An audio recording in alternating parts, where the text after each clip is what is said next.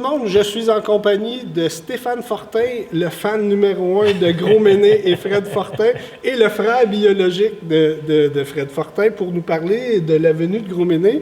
Stéphane, bonjour. Salut. Stéphane, la dernière fois qu'on s'est vu, tu étais venu enregistrer le message d'accueil de l'Espace Théâtre. Là, il y a eu la pandémie, puis on se parlait, ce serait le fun de faire venir Fred à Mont-Laurier.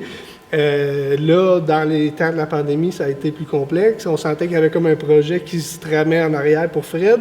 Puis là, on arrive au moment où, enfin, on reçoit Fred à Mont-Laurier. Donc, écoute, si je t'ai fait venir ici, c'est en tant qu'expert de Fred Fortin, parce que moi, je connais mal le band, je connais mal l'œuvre de Fred, et j'aimerais ça que tu nous en parles, peut-être pas à partir du début de l'adolescence, là, mais... et de l'enfance. Et de l'enfance. Non, on ira pas là. Ben, tu sais, Benoît, Fred, c'est une bébite. Fred, c'est une bébite qui nous vient du Lac-Saint-Jean, sorti début des années 90, milieu des années 90, qui a été découvert. Puis je te parle du bonhomme, puis comment ça a parti, parce que c'est assez intéressant. Ça a parti avec, entre autres, Dédé Fortin-Nicolas, qui a entendu Fred, puis là, il y a eu un match assez naturel qui s'est fait entre les deux. Je te dis que c'est une bébite parce que envers et contre tous, Fred a toujours travaillé, a toujours été très centré sur ce qu'il voulait faire. Il n'y a jamais eu de compromis, il y a toujours eu une ligne directrice, puis il s'est respecté beaucoup. Puis ça a donné ce que ça a donné. Là, on est une trentaine d'années plus tard, puis Fred a acquis une notoriété à travers tout le paysage musical québécois. Qu'on pense à peu importe. Et un influenceur dans les années 90 où il n'y avait pas de médias sociaux.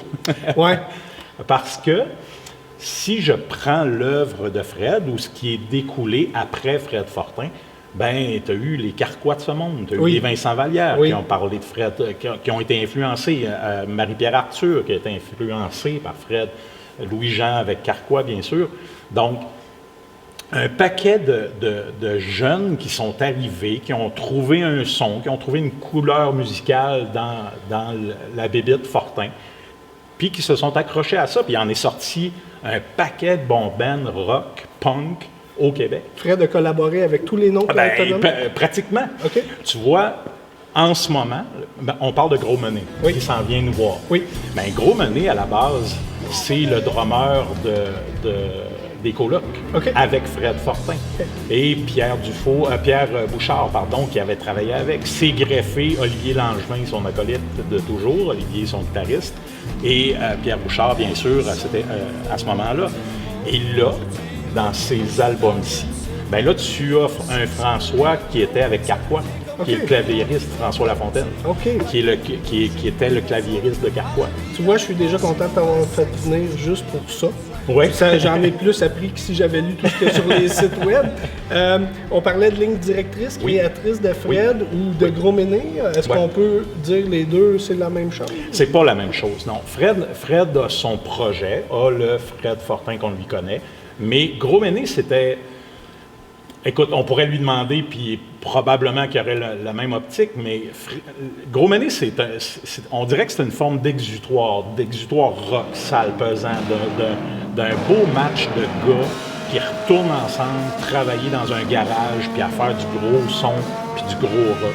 Gros Méné, c'est plus un projet de côté à Fred Fortin, si on veut. Et si on parlait de Fred, c'est plus comme son univers poétique, littéraire, musical, plus intime. C'est ça. Puis Fred est très éclectique en musique. C'est-à-dire qu'il va pouvoir écouter, du rock, du vieux rock des Stones ou des trucs comme ça. Mais Fred, moi je me rappelle, il y a très longtemps, parlait de Pastorius parce que Fred, c'est un bassiste à la base, tu sais. A travaillé un peu avec Caron à l'époque où est-ce qu'il était étudiant. Donc, il a été à peu près sur toutes les sphères musicales.